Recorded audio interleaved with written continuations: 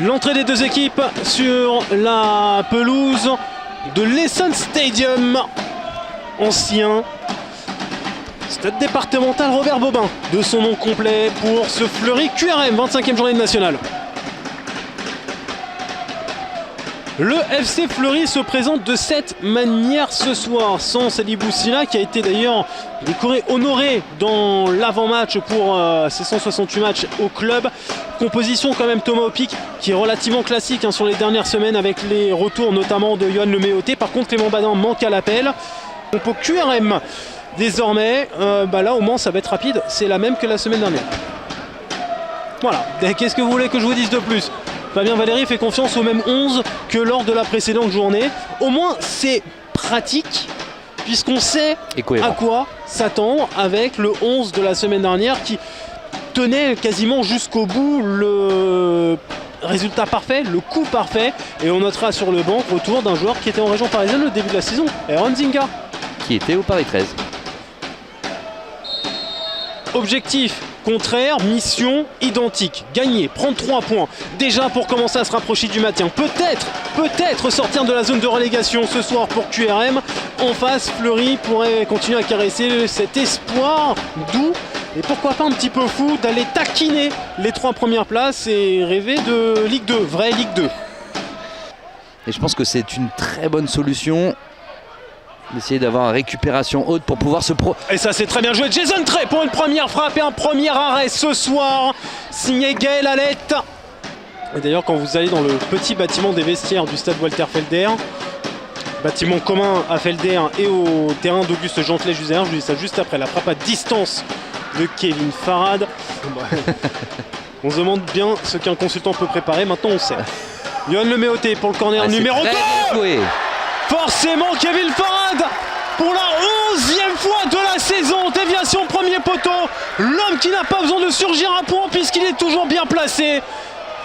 Intérieur du pied. 1-0, 19e minute. Et là c'est superbement bien tiré, mais c'est aussi étonnamment esselé Kevin Farad dans ces 5,50 de QRM. Et je pense que c'est ça qui fait beaucoup de mal aussi aux têtes de ces joueurs, les joueurs de Fabien Valéry. Mais il y a eu cette défaite contre Bagne 2-0 et après nul, 0-0 enchaîné. Et là c'est hors-jeu surtout, Kevin Farad peut frapper. Ouais, même s'il y a hors-jeu, je trouve que là, en effet, ce but a libéré les têtes des joueurs de David Vigne. Les passes décisives ou les buts, mais qui est un joueur crucial, un joueur clé.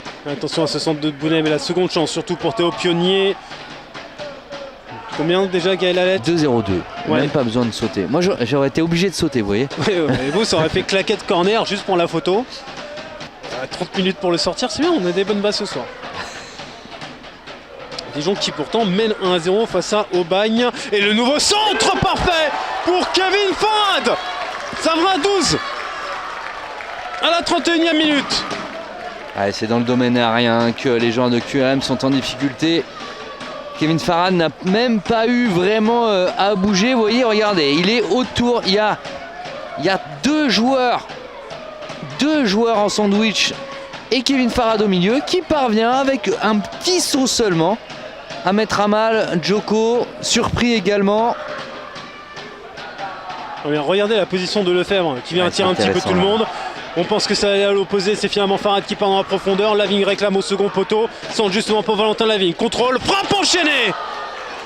Et ce ballon dévié va offrir un 3e corner à Fleury ce soir. Il y a des blocs dans cette surface de réparation. Mais au second poteau par Njoko avec son envergure, son quasi 1m90, arrive à s'emparer de ce ballon. Bon, là aussi, il y aura un gros dossier à ouvrir sur Malherbe dans quelques temps, et pour l'instant c'est un centre intéressant. Bouleb. Oh, l'arrêt de Gaël Alette, il se relève en 2 temps pour sortir cet arrêt crucial à la 41e minute. Alors son envergure indéniablement évidemment joue en sa faveur. Et maintenant c'est Rivas dans la profondeur, contrôle parfait là, ça c'est bien joué. C'est la remise sur Kevin Farad, superbe arrêt d'où par Njoko, là aussi ferme sur ses appuis pour ne pas être surpris dans la frappe du 2e meilleur buteur du championnat, désormais à 12 réalisations. Ça vous intéresse Vous arrivez... Non, vous... Doublé de Kevin Farad dans cette première période pour permettre à Fleury non seulement de mener 2-0 avec ses réalisations au 19e et 32e minute, en plus il est désormais à 12 réalisations, deuxième meilleur buteur du championnat, mais en plus de cela, Fleury pour l'instant à 37 points et revient, tenez-vous bien, à seulement un petit point de la 4e place détenue par le Puy-en-Velay, pour remplacer des cartons jaunes, notamment pour comportement antisportif. Mais surtout, la Fédé n'a pas besoin de demander le place, cette VAR très light, et ainsi permettre au coach de faire des demandes de challenge. Et là ça peut être très drôle aussi, mais je vous donne le détail dans un instant, car pour l'instant c'est Bounel dans la surface de réparation avec cette frappe enroulée captée sans problème par Gaël Alette. 4e tentative cadrée sur 5 quand même ce soir pour QRM. Donc parfois avec un excès d'engagement, ça peut en tout cas impacter l'intégrité physique de nos 22 acteurs. Kevin Farad, contrôle poitrine parfait, vitesse face à Pionnier, et l'enchaînement enroulé où Parin Joko fait un super arrêt, sauf que Kevin Farad revient. Pas besoin de l'arrêt puisque cette fois-ci ce n'est pas cadré. Avec l'effort, le double effort de Quentin Vogt avant de centrer au second poteau, et devant à la reprise de Yoann Leméoté, ballon un peu pernicieux, étrange avec son rebond qu'Oparin Joko a quand même parfaitement maîtrisé. Au fil du temps, parce que Fleury avait été vraiment surpris, et là le centre était parfait, absolument parfait pour avoir la reprise Ndiaye. Encore un excellent travail, surtout de Ryan Mandengue sur le côté gauche. À force de jouer au bon épicier, bon gestionnaire, et là elle est Fleury parfaite, hein. Se fait prendre. Et là elle est parfaite. Ce centre au sol, dans le dos de la défense, une nouvelle fois mis à mal, hein. C'est toujours dans le dos de cette défense que le FC Fleury se fait surprendre. Bounel dans la surface de réparation, le problème c'est que ça peut éventuellement profiter à QRM. Donc là il est en position de hors-jeu, mieux vaut qu'il se relève vite parce que ses coéquipiers eux vont encore imprégner du rythme et finalement perdre ce ballon. Lefebvre, récupération haute, rapide, une passe qu'il ne fallait absolument pas louper. Njiki à distance va tenter d'enrouler, Gaël Alette s'interpose avec cet arrêt à la 4e minute du temps additionnel.